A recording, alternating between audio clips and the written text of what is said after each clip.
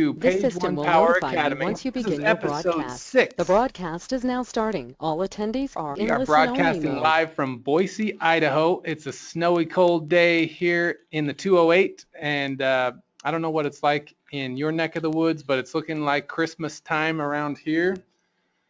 My name is Mike Bryant. I'm the host of today's webinar, and I'm glad that you all could join us. Thank you very much. And as always, Colin Eggleston, our Director of Training, he's going to be sharing a presentation with us today. It's going to be looking forward to the new year and talking about just some of the basic SEO points that are going to still take effect for 2016, but we'll talk about some new things that are on the horizon that you want to pay attention to. We've got a special guest star. Colin, just say hello. Let them know that you're here and you're alive. Hi, everybody. I am here upon my own free will. I am not. I'm not trapped at all. Thanks for being here with us, Colin. And a special guest with us today is Ron Colbert, SEO expert at Page One Power. And very excited to have him with us for the first time on Page One Power Academy, and hopefully we can have him back again in the near future. Ron, say hello to the folks out in the interwebs. Hey everybody, good to be here today. Looking forward to this webinar. So as always, get involved in the extended conversation. Go to the Twitters, tweet out your best stuff, questions, comments, screen captures, quotes, whatever jumps out at you. We've got people there on the handle that are ready to respond. And for today's broadcast, use the hashtag P1P webinar. We would appreciate it, and we always enjoy to hear from you directly in that way.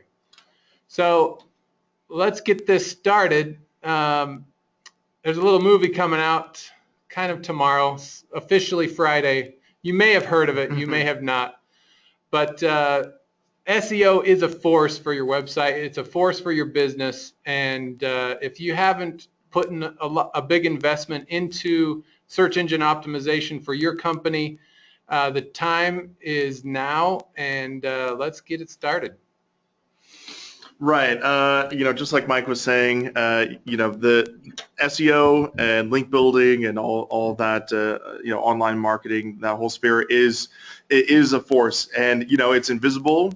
You can't see it. Not a lot of people understand it, and not a lot of people believe in it, or even know of its existence. Those hokey old religious practices that Han Solo, right, is against. A blaster at your side is just fine. I want to talk about, when we were talking about, what are we going to say today? What's our message for December? What's our message going into the new year? And one of the first things that came to mind was it's time to start. 2016 is a good time to start SEO, to look into it very seriously, look into SEO for your business, look into link building for your business, for online marketing in general. I was talking to a family friend of ours this last couple weeks, and she's actually very successful in her business, and she's a local realtor, and so she was saying that she, telling her what I do, what we do here at Page One Power, and she's like, oh yeah, so maybe you could help me with my website. And I was like, oh yeah, well, what's your social campaign look like? Do you have your site optimized? What are your title tags? And and just blank stare, just complete, had no idea. And I went and I did it, and this is, she hadn't even, has been running a successful business, but hadn't even bothered to really update the website or anything like that within the past 5 years, or even mess with it at all. So the website is just a way for people to find my contact number, and then in a way, they're right. But the message that from our conversation with her is that it was time for her to really start taking it seriously, because her competitors are there. Especially real estate, something that is as moves at such lightning fast pace, is such a cutthroat industry. you want to have every advantage that you possibly can. And so that was just really that kind of conversation and that kind of realization is that she's not alone, and not to single her out or anything like that. Like, she's doing fine. She's a very successful person, but her presence on the internet, her online footprint, her website's presence left a lot to be desired. And it could be, taking a couple simple steps, just simple things, basic beginning things can really help with that. Like, she didn't have any address information listed on the site. She wasn't listed as a Google Plus verified business. She didn't have a Google Plus account. She didn't have any business accounts. She didn't have any social media accounts. So yeah, it's something. Now is time to start. And so just starting those couple simple steps, getting your business verified, getting a Google Plus page for your business, getting that address in Google Maps are some good important steps. And I kind of want to pass on over to Ron just for your insight. When if you had to advise a local business, a small business, and they are basically starting from zero, maybe they have a website, maybe not. Where do you start? Where do you recommend to start? Yeah, Colin, it's exactly like back in the day, the Yellow Pages. Yeah. I mean, you wouldn't think about having a business without having a listing in the Yellow Pages. Yeah. And so fast forward to today's day and age, and it's internet presence. Yeah. And so like you're saying, everything from social presence to a good website on down the line, if you're going to market your company at all in today's day and age, you've got to have that internet presence. And I think a lot of, especially small business, they're trying to run the business on their own. They're busy, like you said, your friend that real estate, very successful, Yeah. but very busy doing that, don't have time to look at SEO and how that plays into it. And so, but it's here today, and we talked about more of those avenues of that, but it's here, and it's just something we have to contend with and be on top of. And when if I am a small business and I have a website, I have a little website with a little, information on it, and but I want to start expanding that. I want to start taking some steps in that direction. What are some first things that you would recommend that I start doing, to get my website, to get my local SEO going? Yeah, just basic steps that a lot of people don't even think about, like a Google Plus page, Yeah. A Yelp, and in that encouraging, your clientele to give you good reviews. Yeah. But all the way down the line, just basics. Facebook, sometimes Facebook works better for some businesses, sometimes Twitter. Kind of evaluating your clientele and knowing where you're going to reach them. So those are basic things that you can do. And, from there's, some online directories and so forth that you want to be sure that you're in, because Google's going to look, when they're looking for your business, they're going to look for collaboration of your information on those directories. And so, but basic steps, it's really pretty easy. That doesn't sound too bad. It doesn't sound like if I am not super tech savvy and I'm just a small business owner, maybe a coffee shop, maybe a burger joint, it sounds like that's pretty approachable.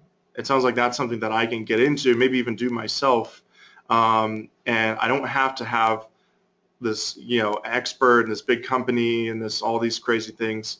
And that's really good. I think that message I don't think we spread that message enough as experts in this field. I think partly maybe because maybe the SEO community in general wants to, keep it kind of a secret, as like, oh, well, what we do is so complex and so crazy, you wouldn't understand. So just pay us, and then we'll take care of it. Yeah.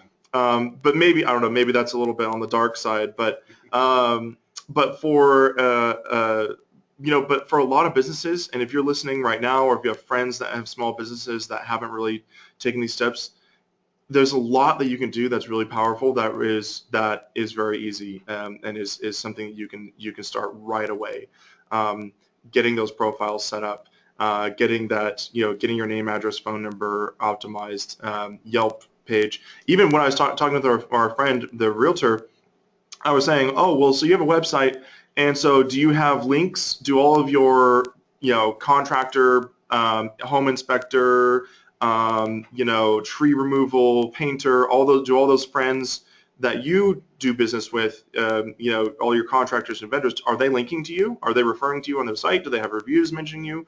And she's like, nope. I was like, well, that's a really easy opportunity to start there, and those links are really powerful, really good, send good messages. So the other thing we want to look at is 2016, be prepared for Penguin and kind of the new face of Penguin and RankBrain, aka kind of real-time updates and real-time kind of responsiveness to the SERP. And kind of looking at we'll also look at some best practices for 2016. Is this just the main slide, the main points? Okay. We'll also look at authority building offsite, what you can do and what you can kind of keep in mind for offsite authority building and kind of what that means. And then finally getting into the I don't know about the far-flung future, but I think 2016 and beyond, we're going to need to be thinking about mobile friendly and wearable friendly, which is something that almost kind of freaks me out a little bit too. It's just like, oh, not only do I have to have my website desktop friendly, which is hard enough, and mobile friendly, which is its own challenge, but now my business has to be wearable friendly. We'll talk about that and kind of crack that open.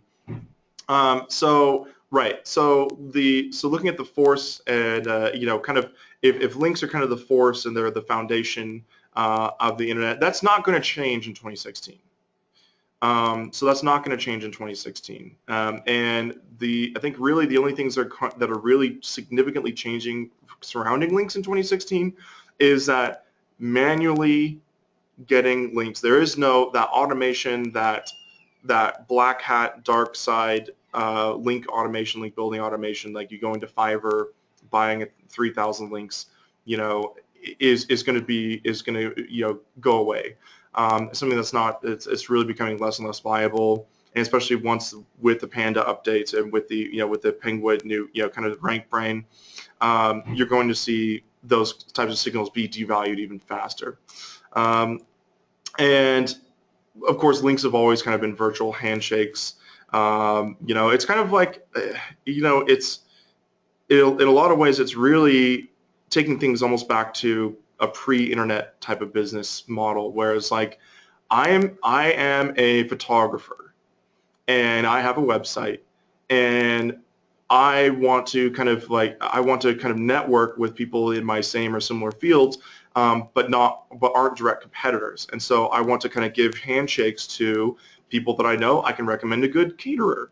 I can recommend a good DJ. I can recommend a good, venue.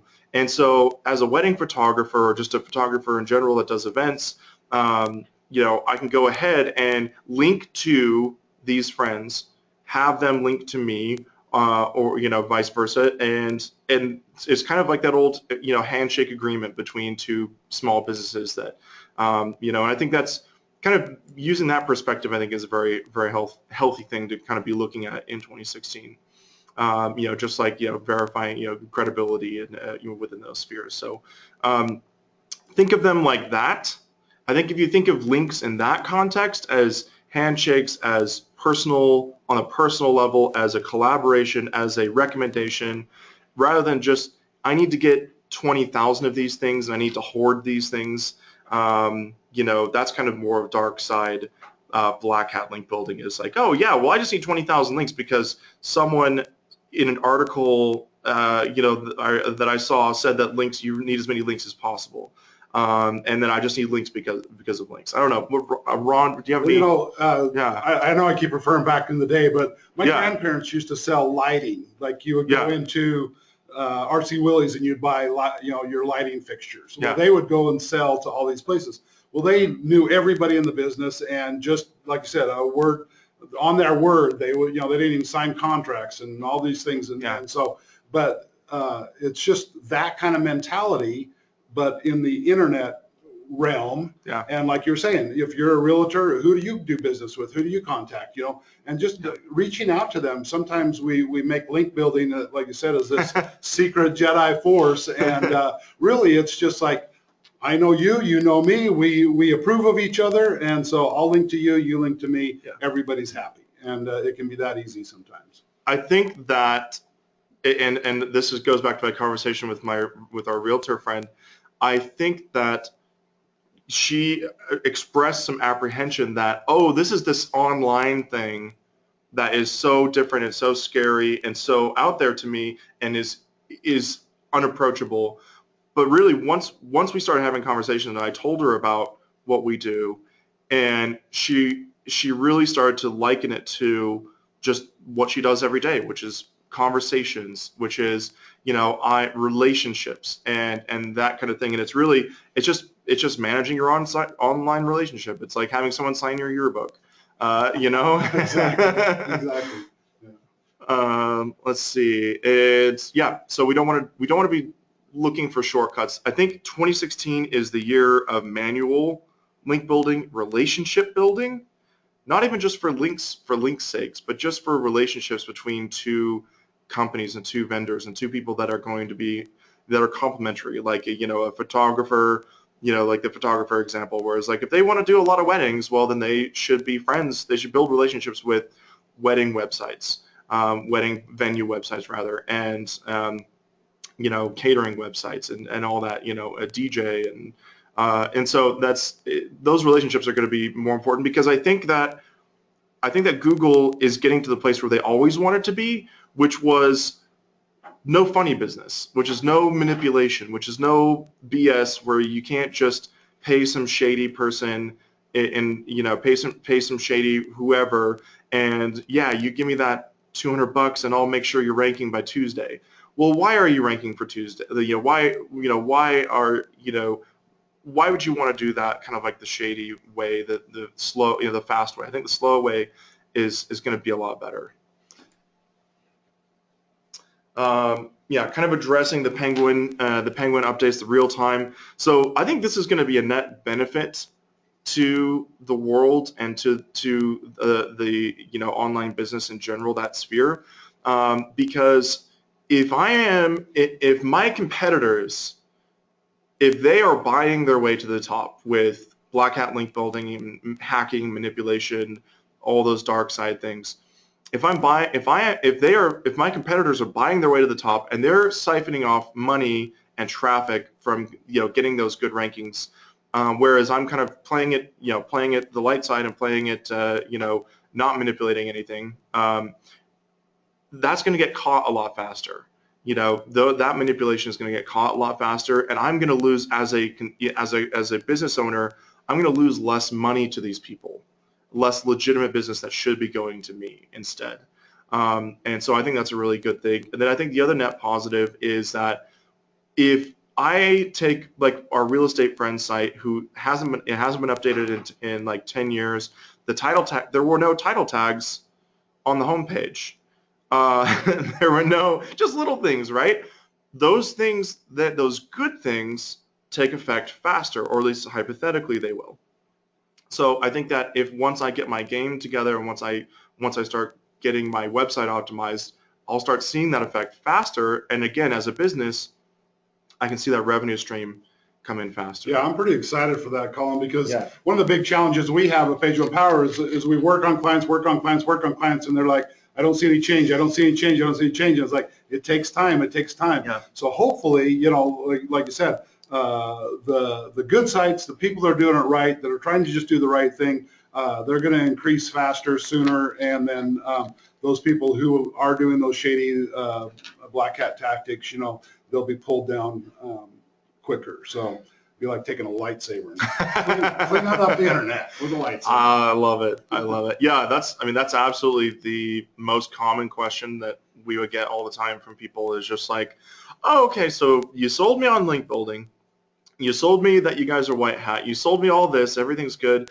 So when's my website going to start ranking? When am I going to start seeing changes? And it's just like, well, we say 3 months, but that's even 3 months used to be a really healthy, an optimistic outlook. So yeah. I agree there. I think it's going to be so much better for us and our industry And so let's see, looking at social signals. Oh, that's the other thing. Good. So social signals 2016. This is buzzing all around. This is buzzing all around. This is getting a lot of traction out there.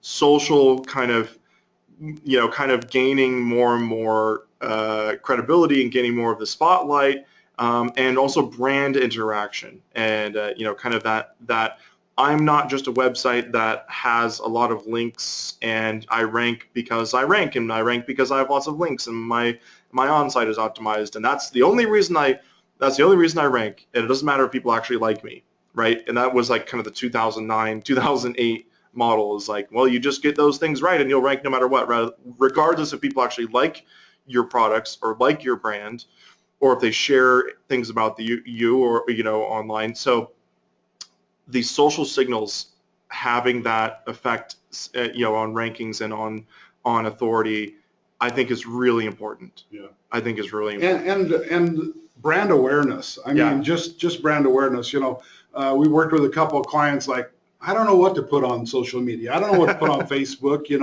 and a lot of times it's just sharing about what you're doing in your everyday life. Yeah. One of our clients who really had no social presence, we were talking to him, and he's like, oh, just post whatever. And then one day he tells us, oh, yeah, I'm doing this Alzheimer's run. Yeah. And, boom, right there, you got to know the person. You got to know he's a real person behind the business. Yeah. And, man, just all over the place. People were like, oh, this is so cool you're doing this. And, people were liking his page, and just like all of a sudden now he's got all this brand awareness. People are liking it, and it's actually driving business to clients to his business, just because he did not, that was just him. He did the Alzheimer run, and you see that over and over again, where people are getting involved in the community. Those are the things that we want to post on your business Facebook. Let them know that you're real people out there, that you're involved in the community, you're doing things, and some of the smallest things like that really go crazy and just get a lot of traction for your company. That's so true and so important. And I'm thinking of a question that we hear a lot too, is like, I deserve to rank. I deserve this business. I deserve this traffic because I am a good company. I make a good product. we're a good family. We don't cut corners. We pay, our rates are good, and, like Boise Fry Company or something like that. And it's like 10 years ago, Boise Fry Company, I just like, they're not paying me to promote them at all, but I just really like their burgers. But they, like, someone who just does some fly-by-night company used to be able to rank overnight for whatever they wanted and take over Boise Fry Company's potential traffic and signals and rankings, only because they found a better SEO company than Boise Fry Company. But now Boise Fry, they're the ultimate product. They're a great burger, fries, and they have great social media, and people love them and love their brand and embrace their brand. And so even if this other person is out there buying all the links and buying all the black hat services, Boise Fry is still going to dominate in 2016 because they have that huge brand traction and that loyalty. So I think that makes me so happy. I think that's the outlook looks good. The future looks bright. And then let's kind of rounding into another best practice is local SEO, right? Is actually going through and saying, this whole national, getting links from just anywhere is good, but I want to take steps to kind of help optimize my local. So we talked about, in the beginning, we talked about what you can do: Yelp reviews, Google Plus page with your address and verified. Now we're looking at GPS specific local, which is kind of scary. I don't know, Ron, what do you, where are we at on that? Yeah, it is a little bit scary, Big Brother a little bit, but there's a lot of ways that I believe businesses can use it in the future going in. I mean, over and over and over again, people look at their phone, they look up, where's the dentist near me, or whatever your business is near me, and they're using those local geo modifiers that they want to find the business that's close to them, that's easy, that's convenient, it's on their way home from work or on their way to work or whatever it is. And so there again, going back to having that Google Plus page, have it optimized is just a simple thing that a lot of people just like skip over. Yeah. But when it comes to Google Maps, and if you want to show up on that map and you want to be somebody there, boom, you're done. It's a 5-minute thing to put your information in, what you do, who you are, where your address is, and boom, you can verify your business. You have your business page, and people find you. And over again, we've optimized pages. And cool thing about Google is that when you set up a business page, they give you insights, and it's a little quick chart that shows you what's been going on, and you can see right off the bat how many people have found you on the map, how many people have come to your business through that link, and how many people are calling your business. Because right now, today, you look it up on your phone, and it's like, oh, that's that business. I wonder if they're open. Click, and they tap right on their phone. Right there has the phone number.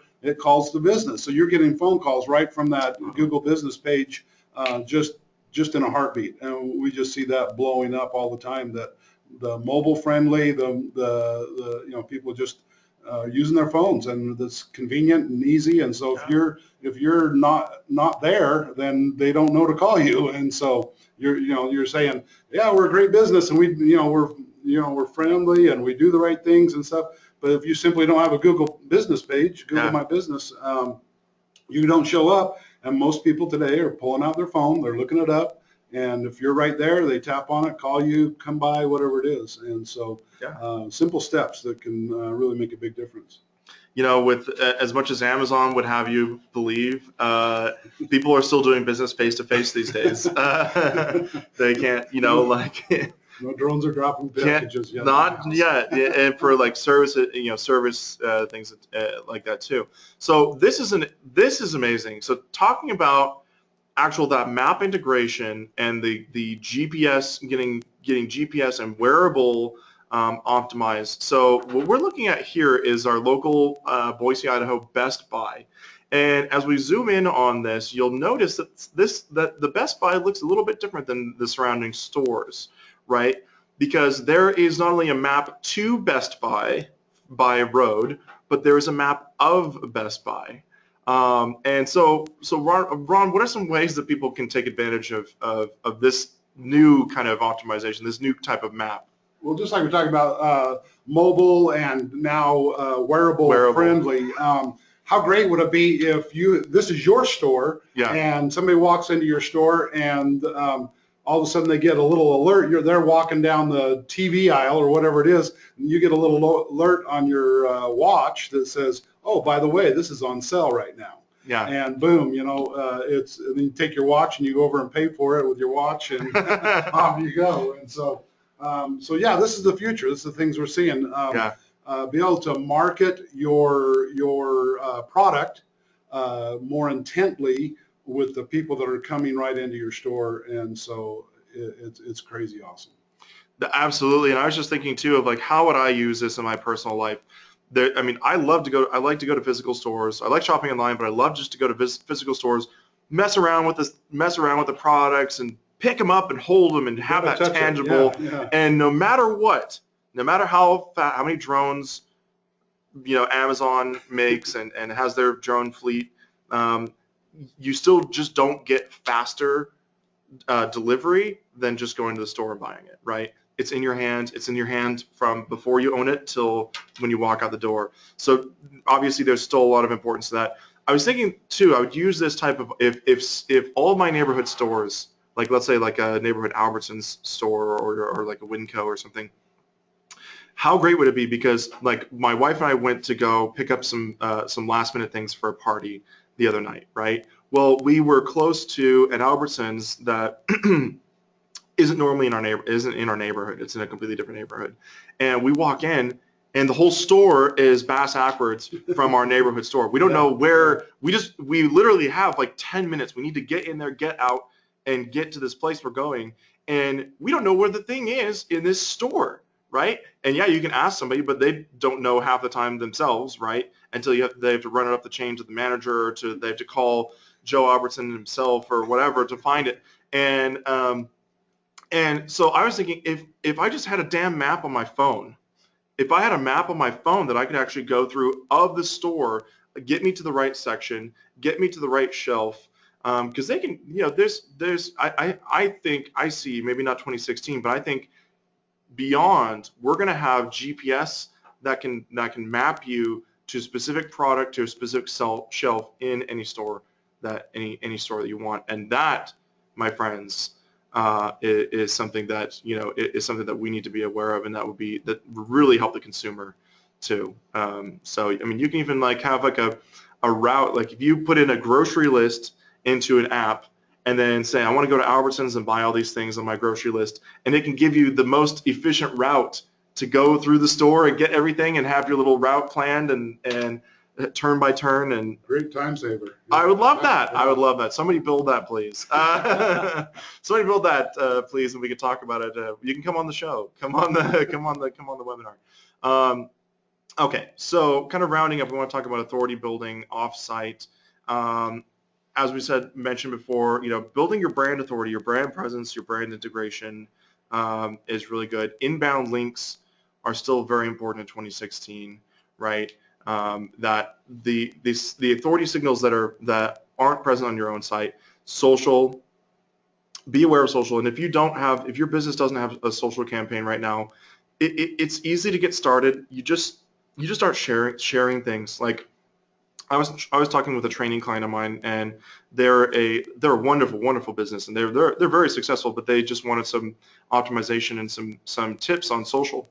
And because right now I looked at their social, I did a little overview of it, and they mostly just posted things about like they're a job finding site, and they're like a job search in like monster.com or something like that. So their social left a little bit to be desired, because all they did was post new job openings, like, oh, this hospital's hiring, or this bank is hiring, whatever. And that was their entire social stream. And it was, quite frankly, uninteresting. It was boring, right? It was boring. I mean, it was informational. It was useful, but it was boring. And I was like, you know what, you guys, your surrounding area is so beautiful. And like, why aren't you posting pictures of the city that you're in?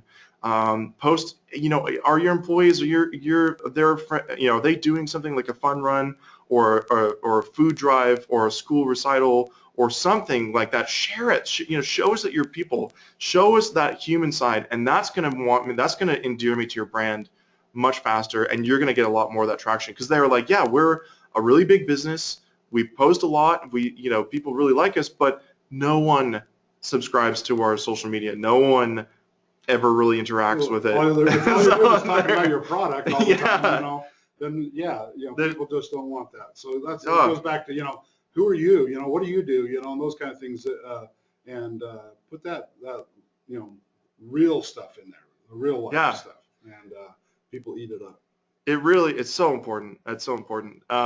Reviews too. That's another thing I was talking about with my real estate friend, is that I said, you work with about 10 different vendors and 10 different, and you have lots of clients.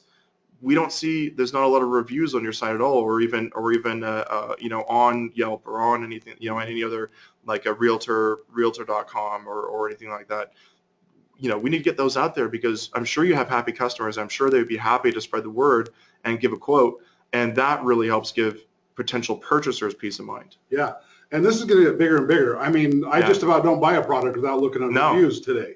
And so just like we were saying, you walk into Best Buy and it jumps up on your watch that here's this product, then you're looking at reviews for this product, and so I think it's just a day and age that we live in that it's that reputation management that you've got to take care of, you got to be on top of. And not everybody's going to get perfect reviews every time, but responding to those reviews, when you can, and saying, hey, sorry that happened to you, come in, we'll take care of you, whatever it is, but knowing that that's a real thing out there, and having a mechanism where you encourage reviews. Yeah. So if you just have, like, if the people, you're a dentist and they come into your office and you just give them a little card, hey, review us on Facebook when you get home, or Yeah. whatever it is, and we'll give you 10% next time, or whatever it is. But just have that mechanism where you're getting those good reviews, and they'll outweigh the bad ones for most businesses all the time anyway. So yeah, it's a part of today's life, a part of that social stamp. Reviews are going to be huge. So important. Yeah, absolutely. And that's a really good point about, yeah, I have the same behavior, whereas like if I'm looking at a product, even if it's the right price point for me and the right delivery date and the right product I'm looking for, if it has only negative or prevailingly negative, or if it has 0 reviews, even 0, it doesn't, like no reviews, I'm gonna hit the back button, or I'm gonna go and I'm not gonna buy that product. I'm gonna find something else. So, Second think it, for sure. absolutely. And then finally, kind of the point here is relationships is really stop worrying about the technical, the technical side of things, and like the SEO, and like the more obscure things, and just talk to people, talk to your vendors, talk to people that are within your business sphere, and build those relationships. And yeah, maybe some links will come of it, and yeah, maybe some traffic will come of it, but it's just going to help your business in general, and to build those relationships. We're all going to succeed together. We're not always in competition with each other. Yeah, that's really good. Colin, if I could interrupt just for a moment, we're going to push out a poll question to our listeners and viewers, and this is for you to find out more information about the custom-built training programs that we do here at Page One Power. If your company is not quite at the size to afford a full team of link builders here at Page One Power, we have a link building training program that Colin puts together that is customized to the needs of your business. And if you have interested in learning more about that training program, it's very affordable for a smaller company that has, maybe one dedicated employee for social media and SEO for the company's website. It's affordable, it's easy, and the best of all, it's going to be customized to the exact needs of your business. So we'll let this go just for a few more seconds, and then we'll hit our final and 5th point of the presentation. So we've got a good number of you have responded so far. We'll just wait for just a couple more, and then we'll close this poll and wrap up here. But once again, thanks to everybody for joining us today, and it's definitely your time and attention that we appreciate. And just so you know, we will have a recording of this on YouTube later today, so look for that direct on our YouTube channel. You can subscribe there under Page One Power, or if you go to the resource library on our website, we have a webinars page that has all of our webinar content, so you can catch up on past webinars, the previous 5 episodes that we've done here with Colin, and lots to learn and lots to take in. So moving forward to our 5th point, and we've touched on this a little bit, but I think it is definitely the future. So Colin and Ron, take it away. Well, right. So with mobile and wearable friendly, and kind of being aware of that, there's a lot of things that we haven't really even thought of that are going to be happening in 2016 and beyond. So my advice is, just like we had Mobilegeddon earlier this year, right? And there were still some really big companies that kind of got left in the lurch without having a mobile-friendly website, and without having that, and getting that kind of rankings decrease and that traffic decrease because of it. My advice is just be prepared. Be prepared to take any steps necessary to help your site and help your brand take advantage of these things, because I think that having that, just like with the Best Buy example, with the map of the store, see what you can do with your store, or with your map image, or with your geolocation. If there's people around you because it's really about proximity, and it's really about people near you that want to find you, right? And so they want to find you and they want to interact with your business, and they just don't know it yet, or they maybe just haven't had the occasion to. And so think about ways that you can optimize your business so that the people close to you can find you. And discovering your relevance, right, within the mobile sphere. Even if it's just like tweeting out a sale for people in the area, or even just like, I bet you that there's going to be an app or a service very soon, whereas like you can broadcast something within like a certain radius of your store, and so that anyone that drives by within like a half-mile radius or 1 mile radius gets a ping on their phone saying that, hey, this store that you're really close to just is doing half-price coffee for the next hour, so come and see us. So be thinking about those things. How can you take advantage of that? Because you don't want to get left behind like a lot of people were with Mobile Get-In, and kind of go without those benefits. I don't know, Ron, anything? Yeah, again, liking it back to the yellow pages, and sorry I keep going back so far, but I'm an old guy. But if I was Fred's toy store or whatever, back in the day, all of a sudden I'm looking to change my name of my business to AAA Toys, because you knew that you would show up at the front of that section of the yellow pages. And it's that same kind of concept. Yeah. You've got to be aware that this is the day and age we live in. This is what's going on. Mobile friendly is just, it's who we are now, and it's just part of your marketing. It's part of who you are, and if you want to be seen and you want to be out there, you got to take advantage of it. And like I said, being smart about it, forward thinking, how can I use this to my advantage? And you can draw clientele in just a lot of creative ways. So. Yeah, and just a kind of example of and I won't name this business at all, but they kind of frustrated me as a consumer recently, because they did not accept credit cards, did not accept debit cards, did not accept anything but cash, right?